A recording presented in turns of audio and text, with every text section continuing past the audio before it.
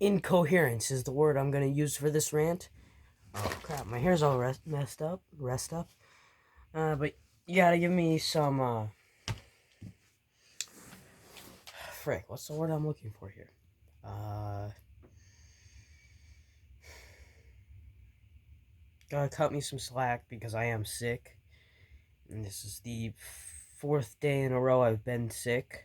By sick, I don't mean I don't feel good. I mean running a fever of over 100 and getting it confirmed by a doctor. So you gotta give me some. You gotta give me a break here. Although I'm about to rip into your fan base, Milwaukee Bucks fan, at least Milwaukee Bucks fans, not just one fan. Well, in 2014 there was. We'll get to that in a second. I also want to say something.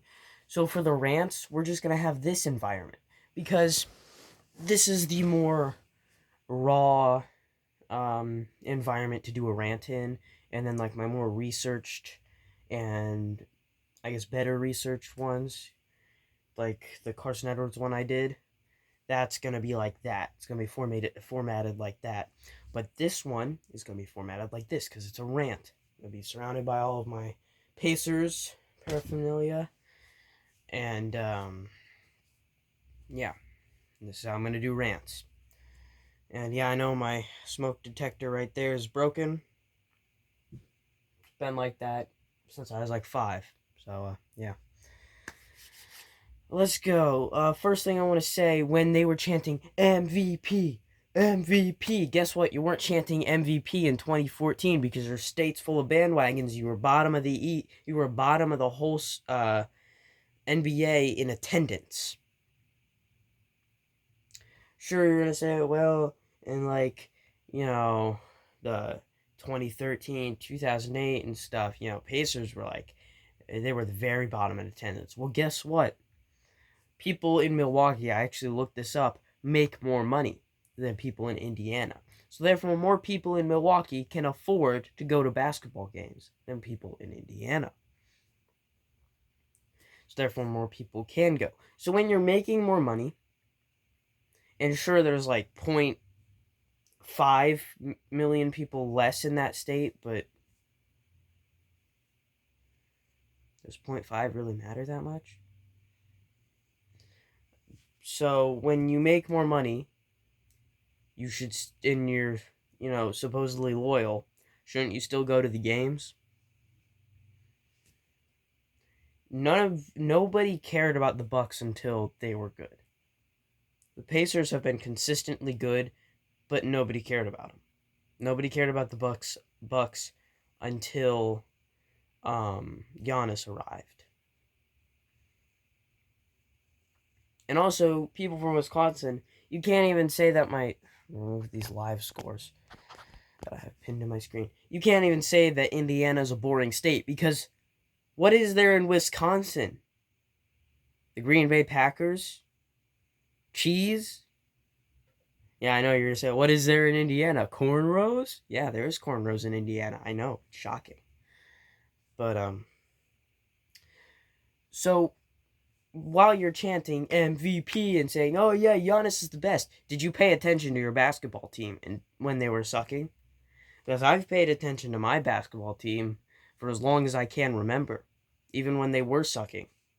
And when they were, you can't really see that poster fully, but that's from the 2013 Eastern Conference Finals against the Heat. I was following my team then.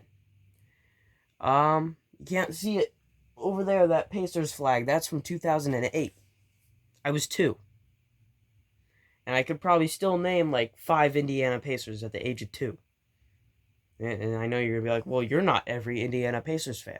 Or you're going to say, I didn't ask. And well, you did click on this video, so you invited your opinion you invited my opinion onto your screen. I cannot speak right now.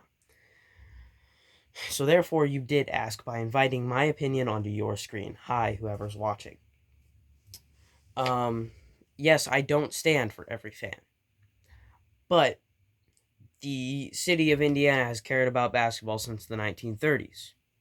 Your city hasn't cared about basketball since the 70s when you won a championship and haven't won one since. And I know you're going to say, Well, you haven't won a championship. Well, if the Lakers didn't exist in 2000, yes, we would have. Because who's going to beat Kareem Abdul Jabbar in the 70s? No one.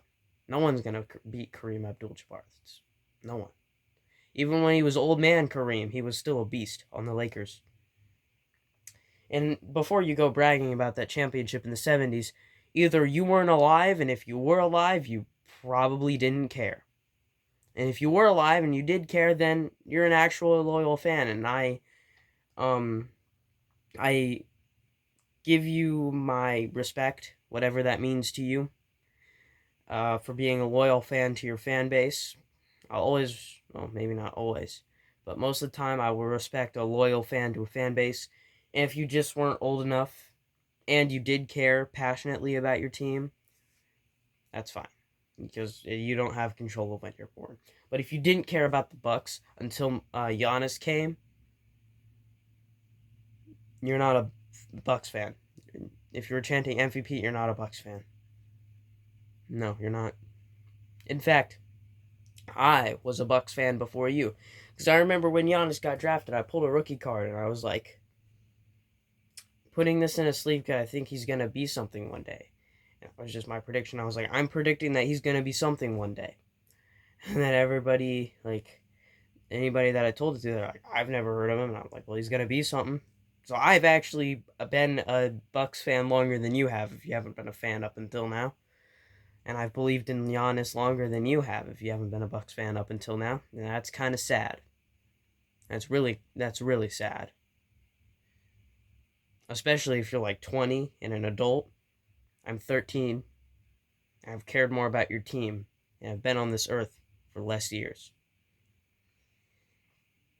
It's kind of disappointing and sad in a multitude of ways. And yeah, I know, my team got beat by 20, 30, but let's see here. Victor Oladipo, Jeremy Lamb, and Malcolm Brogdon. Because you'll notice, the last time we beat you, we had Malcolm Brogdon and Jeremy Lamb. We don't have them, and the addition of missing Oladipo, although that didn't affect us the first time, we lose. You could have half a brain to make that connection that the injury made us lose. Well, not one of the reasons that we lost. Another reason was, I'll give it to us that we couldn't score in the fourth quarter, but our defense was decent, but we couldn't score. But if you add the combined, let's see, Lamb averages like 12 points per game. Malcolm Brogdon averages like 13. Also with his ball movement, which creates more points, you're probably looking at like a combined 30 or 35 points. That's a pretty competitive game, and also added to the momentum of the Pacers getting on a roll. I think if we had Malcolm and Lamb, we would have won. And TJ Warren was a little dinged up.